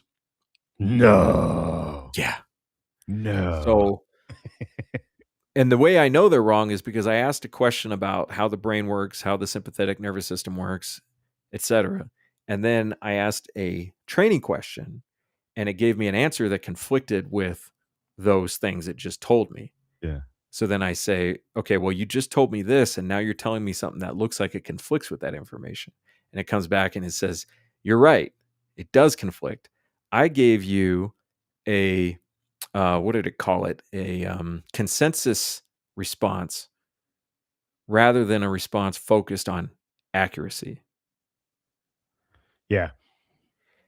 And every time I asked it a question from then on, I had to tell it to focus on scientific accuracy, not on consensus. Because if I didn't, it would revert back to what does the internet say? Correct.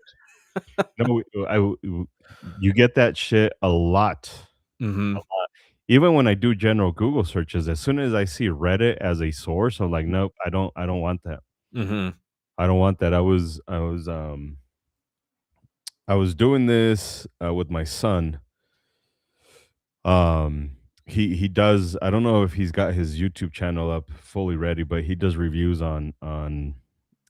He does gear whoring with computer stuff, so like Hmm. keyboards and mice and all that shit for video gamers and shit like that. And I there was one that was like $1 million, like a fucking mouse that was like $1 million. The other one was $500,000. I was like, "What's the difference?" Like, "Well, one's 100 grams, the other one's 30 grams."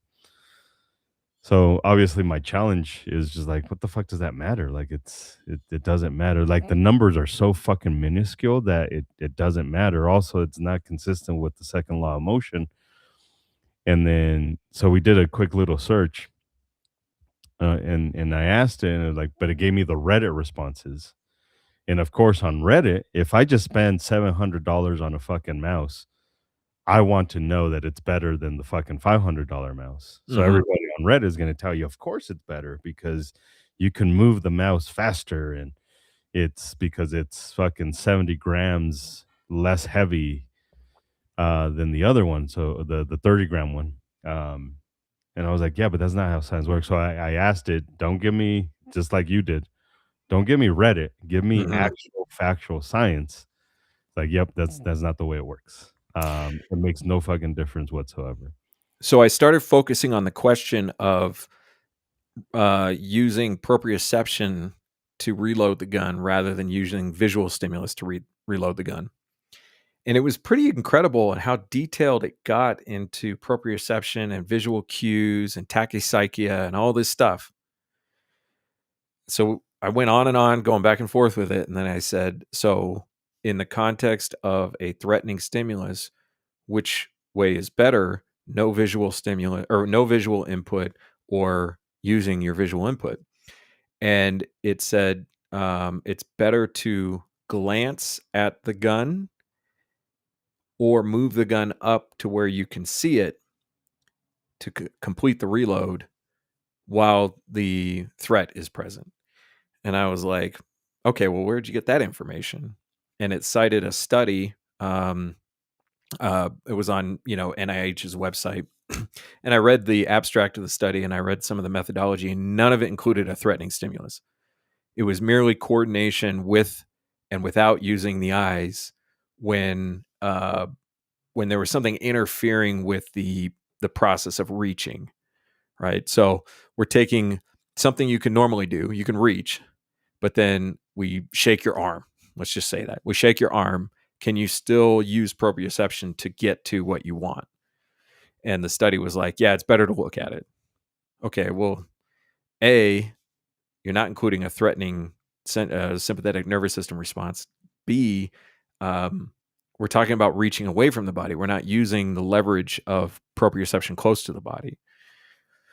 And then it also linked a YouTube video where ShepDev, and ShepDev, if you don't remember, is the YouTube channel that did that study on moving and shooting, on taking shooters from around the world, giving them a shooting task and measuring movement and speed and accuracy and all that stuff. So ShepDev did a video on, is it better to look at the gun or not look at the gun for reloads? And that YouTube video was very compelling if you weren't really paying attention to that threatening stimulus and the way to leverage your body's anchor points. And so it's relying on this bad data that's out of context. But then when I reset the context and said, no, no, no, no, talk about this in terms of these things, then it was like, oh, it's pretty clear. It got, what I think is the more correct answer. I mean, again, I've got to be humble here and not say I don't know everything. But if you don't understand the role of the threatening stimulus, it's really easy to get off track on what you think is a reliable way to ask the question and evaluate the answer.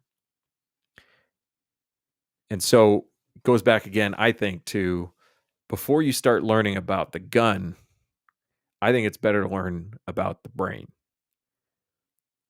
And if you understand the brain better, then you can evaluate the things that you learn that are going to help you in a fight versus the things that are not going to help you in a fight.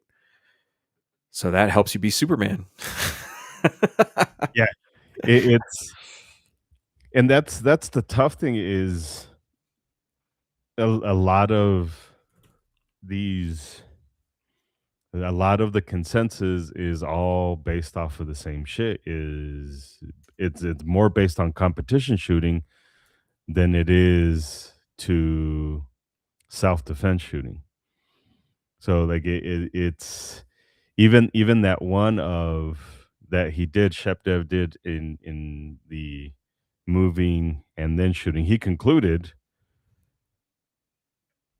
even there, even in a non-threatening situation, it's better to move and then shoot or shoot and then move and not do it at the same time. There's no real advantage to doing either of those, or to doing both of those at the exact same time, but it was still in the context of not self-defense. It was still a square range. It was still humans not getting attacked. So although the outcome was what I wanted, it's not the same thing.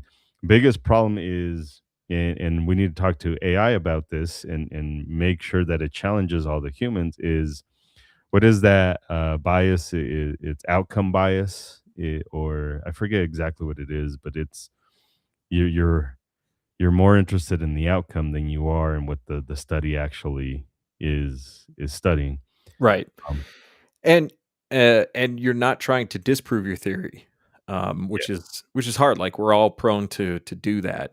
It's one of the things that made humans leap so far forward in the age of enlightenment was we finally realized that we have to try to disprove ourselves if we want to get smarter, not trying to confirm what we think we already know. Um, so this is am I sharing this now? You can see him. I can see him. Okay. So this is him doing the blind reload, which means he's only looking at the target. He is not looking at the gun. And so when he goes to complete the reload, his arms are not touching his body. His elbows are not touching his body. He is reloading the gun out in space. And he's There's twisting the gun like a dummy, but there's no there's not no, there's very little point of reference from a tactile point of view on where his hands are. So, one of the things we'd say is that you can bring your hands together and he is bringing his hands together, but he's relying on a what we'd say a more sterile environment to consistently drive the magazine into the magazine well. yeah. And he does this every time. Like he's very consistent. Each time his arms come back to the same spot, but then he misses right there. So I have noticed that people who rotate their guns miss a lot, like a fuck ton. If you look at competitive shooters when they do Mhm. their bloopers, it doesn't matter which one they are. You see this shit a fuck ton Mhm. on competitive shooters. I've done so many fucking reloads, and and we're gonna have to record it. I think I fumbled out of the several thousand fucking reloads that I've done and taught, and because at every class I'm teaching a reload, Mhm. and I'm doing it and in classes. I think I could safely say maybe 5 times I completely fucked it all up. Maybe. Mhm. And with people who rotate their guns, because that's not the way the gun's supposed to be, that like your brain was just shooting it vertically, not Mhm. horizontally.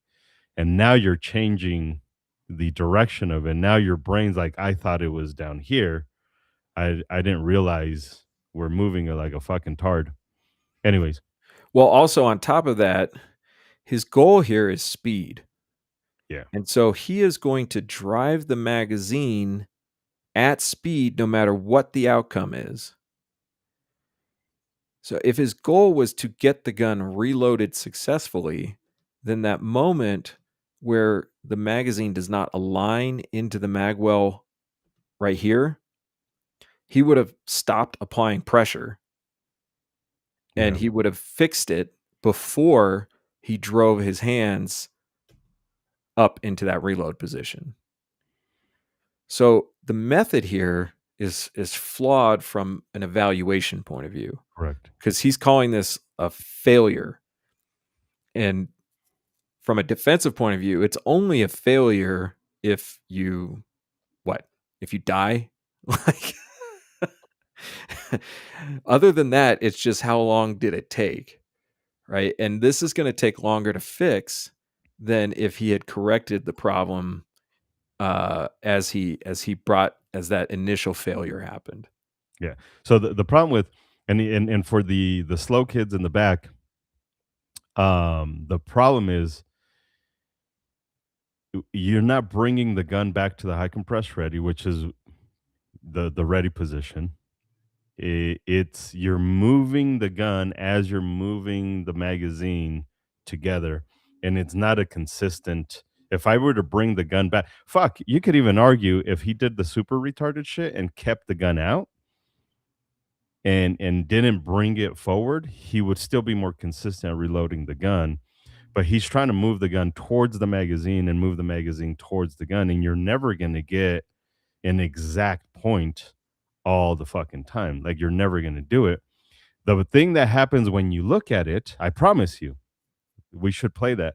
When you look at it, you stop the gun and then you put the gun in. So it's not the looking at it, it's the stopping of the fucking gun. That's the biggest issue. It had if you were to bring the gun back to high compress ready and it stops and you're dropping the magazine, you're inserting the magazine, you're going to be significantly more consistent. Let's prove my hypotheses. I haven't seen this video. So this is him looking at it. He drops. It's already looking. Oh, so he doesn't. Well, He he doesn't really stop the gun. doesn't stop the gun.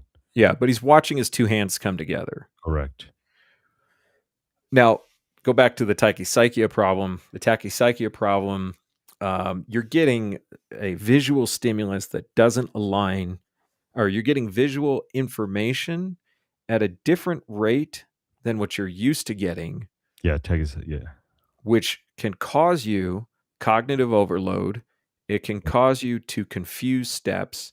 And because what's essentially happening is you're getting a bunch of information that normally you would think you're getting, or you would normally get in a more linear time frame, Mhm. A, then B, then C. But in the tachypsychia, it feels like you're getting A, B, C, and D all at the same time. Correct.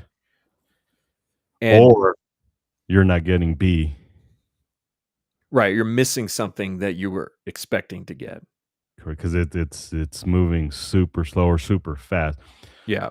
So um there's a lot of complexity to that. And Yeah. I would if you're the nerdy type, I would encourage you to get on one of these large language models and start investigating tachypsychia, just to kind of learn what the brain is doing to try to keep it itself alive, and also what the consequences.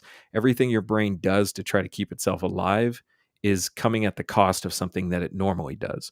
So So so tachypsychia, the way I would explain it if you're a nerd and you understand like computers or anything like that, imagine if you upgraded your your your processing power, but not your graphics power. So your GPU is still shitty from fucking early 2000s, but you just got the latest fucking processing machine, and it's not going to mesh. So like the information that it's sending out, your GPU cannot refresh.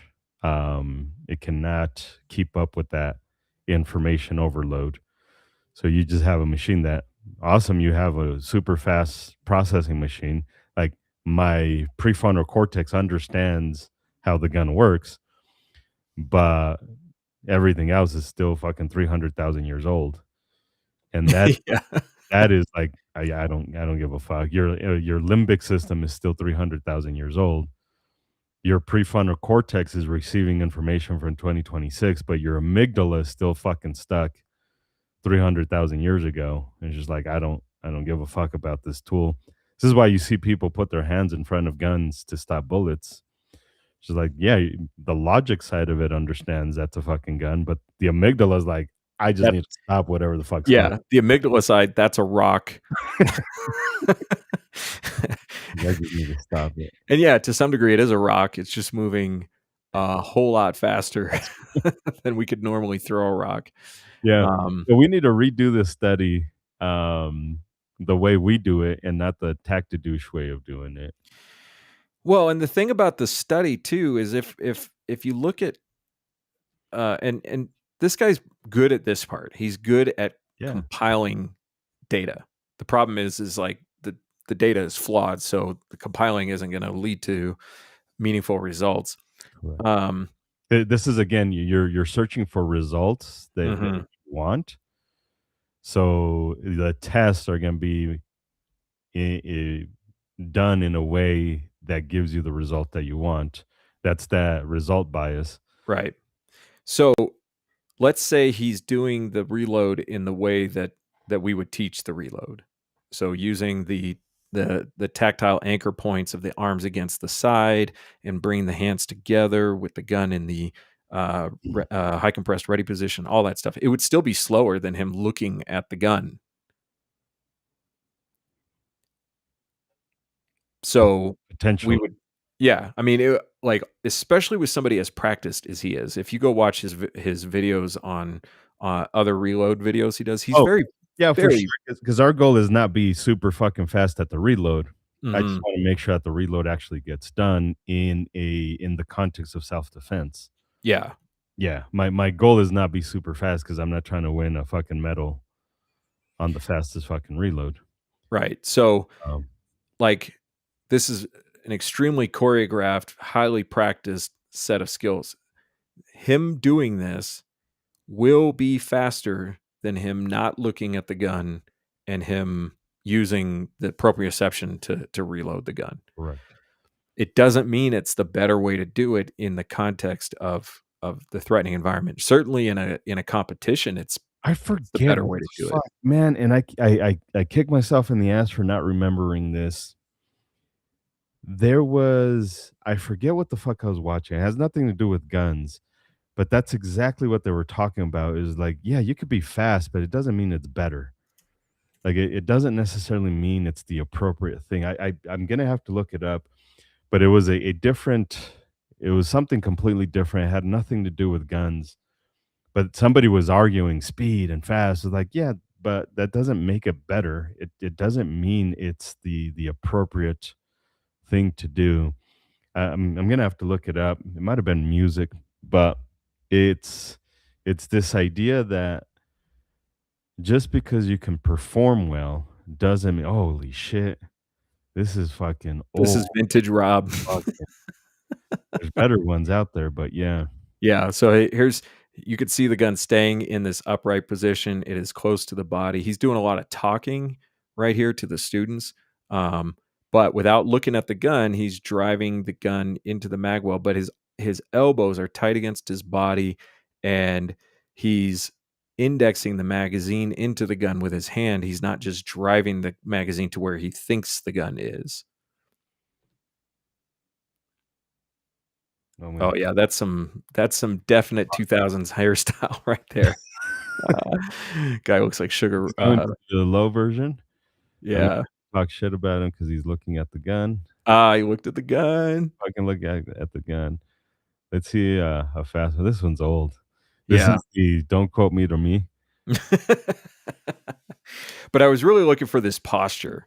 Oh, so Look he's how close the gun is to him right. and how much his elbow's in it, and because we're not hearing it, but we know he's saying is follow the contours of your body, so you're indexing the magazine towards the gun the entire, distance it's traveling from your magazine storage into the gun. Um, And the reason you would wanna do this is there's a biomechanic stop. Again, if you have no biomechanic stop, that's where you get those the mag and the gun are trying to meet, and you're trying to Now, if the gun's at as close as you can to your body, one, it's consistent with a ready position, and then two, there's a biomechanic stop. I cannot bring this gun closer to me than what the fuck it already is. There's no guessing. Same thing with why we don't encourage bending of the elbows, because then there's like, how much do you bend them? Is it 80%? Is it 70%? What if you're getting attacked from the back? What if you're getting attacked from the front? Then how much do you bend the elbows? Like it's full extension, whatever the fuck that may need. Um, Thanks for sticking out. Joseph, I Yeah, appreciate. thanks, Joseph. Um, haven't seen any reloads on those ass videos. He has some. Um, they're interesting. oh, I said I was going to talk about this on the podcast, and it has to do with reloads, and I think it's a good way to wrap this up. Yeah. This guy in the class on Saturday, he's shooting a Beretta 92, some variation on the Beretta 92, which I think is a sexy gun. But I think that because I grew up 80s and 90s, Correct. and we had John McClane, and we had Mel Gibson shooting the Beretta 92. So we had not yet gotten to emergency reloads. I don't think. Maybe we did, but I see him come up. Okay, so here's the gun. He puts the magazine into the gun and comes up underneath and Oh, grabs from underneath on the front serrations and pulls back and loads the gun. And I was like, that is the sexiest thing I have ever seen anybody do on the range. did it move? It I was moved, Jerry. it moved. It I was like, moved, Jerry. you're John McClane and John Wick all in the same person. I mean, I never even considered that was a possible way to rack the slide on the gun. And I was like hyping him up. I was like, did anybody see that? I was like, that is the coolest thing I have ever seen. No, Don't ever do that again. don't ever do it again. Fucking idiot. and I told him, I want you to come over the top and grab it, like you're opening the jar.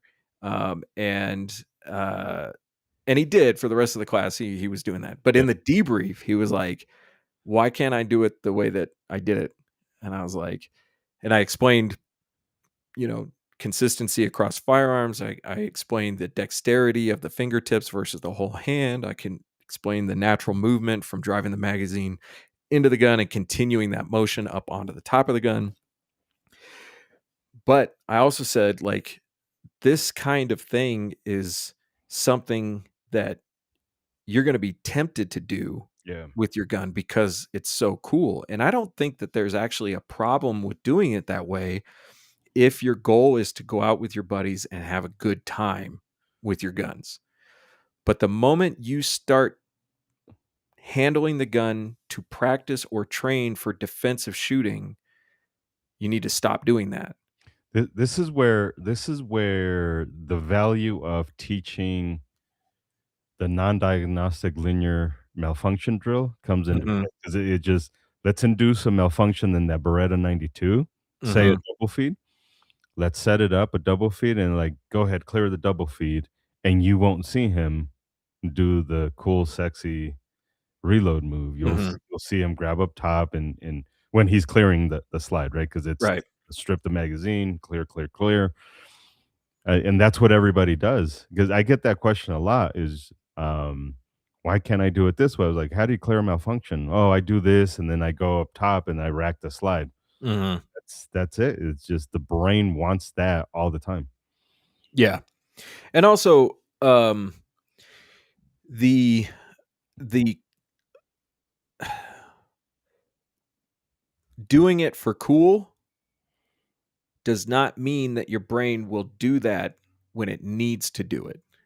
So not only if we're practicing the non-diagnostic thing on the range, because we're going to what seems to work better from a leverage point of view or whatever, but when the brain goes into that sympathetic nervous system response, it is more likely going to go to a place where it believes it has better leverage on the gun. Yeah, Um, but now you've created two neural pathways, which is going to confuse and slow that process down.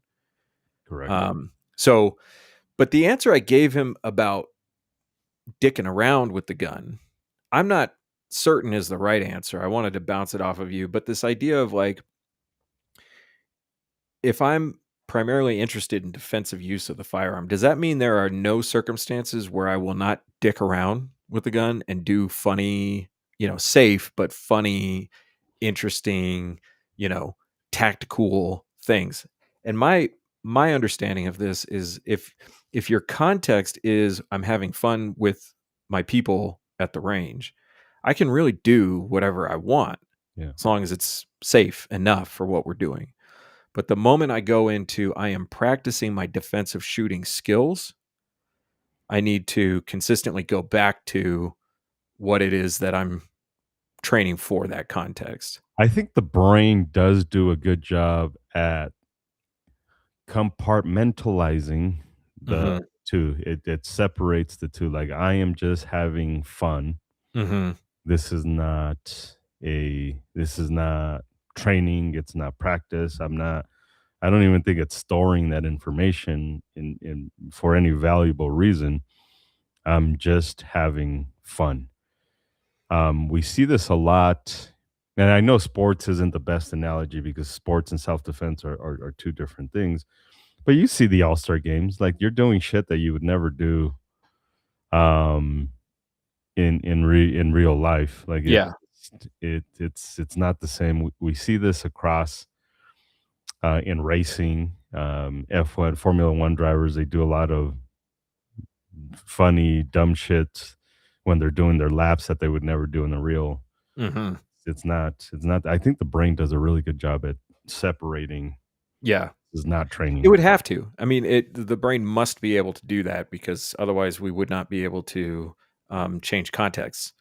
Correct. So, um, when I practice, I almost always practice alone so that I can focus on what I'm doing and not be distracted by other people who are talking to me or asking questions or whatever. And my practice sessions are usually um, 3 to 4 magazines. And I practice the fundamental set of skills that we teach in the class. And so to me, that's that practice mindset. This is what I'm doing right now. I'm gonna spend 5 minutes on this. I'm gonna spend 10 minutes on this, and then if we're gonna do other things, like that's a completely separate activity. So that's kind of what I was going back on. I think it's true. I would like to study that a little bit more. Um, but so that's what I told him because, like, far be it from me to tell him to stop racking the gun like that because that was like, that was so freaking cool.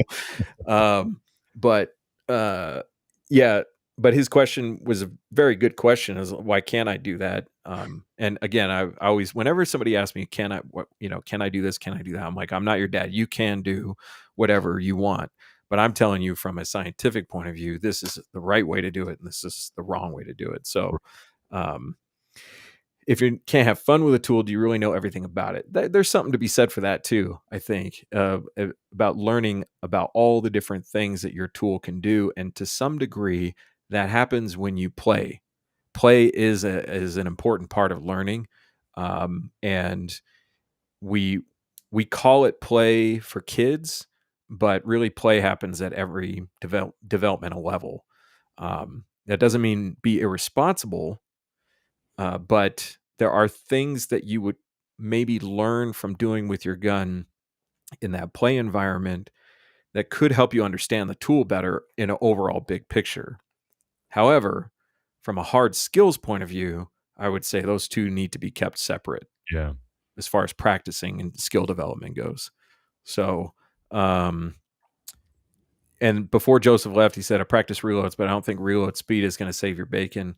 And for civilians, generally speaking, that is true. For Right. cops, different story, but different context. So, um, yeah, I got more things to talk about, but I'll save them off for the next episode if we can. Let's get gun websites on the next episode to talk some history because that dude knows way more than I do. That's for sure.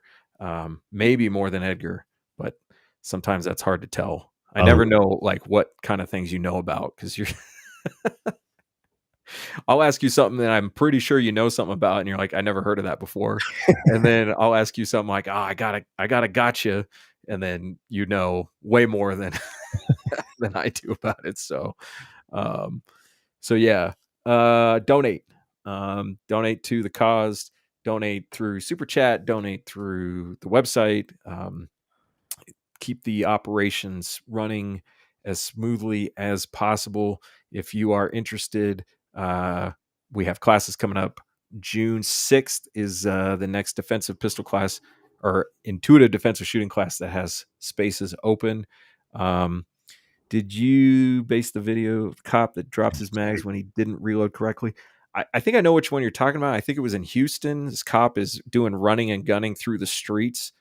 There's more than one of these videos, but there's one that stands out in my head because he continuously fails to seat his magazine, and he just goes through all of his magazines trying to get his gun reloaded. So, and he's doing it all with a arterial wound in his arm. I'm pretty sure. So, we'll try to get that video for next time. It's a really interesting video on magazine or on gun manipulation in a fight. Um, awesome. What else? Anything else? nothing else. Now you Gun know how to be a Superman, trained to Gunmaker be a match. Superman in a gunfight. Gun, Gunmaker's match coming up in a couple of weeks. Oh yeah, gunmakers match in Michigan. Michigan, Yeah, Adrian, Michigan. I wish Um, I could go. you I had can so much fun the last time I went. you Um, can go. You just don't want to go. Everybody can go. yeah, you Every, can go. You won't go. so, all right, guys. I appreciate you guys. Thanks for being out here. Thanks for doing things and saying words and typing and all that shit. Don't forget to wipe your ass. And Wash wash it wash with your witch ass. hazel and Epsom salt.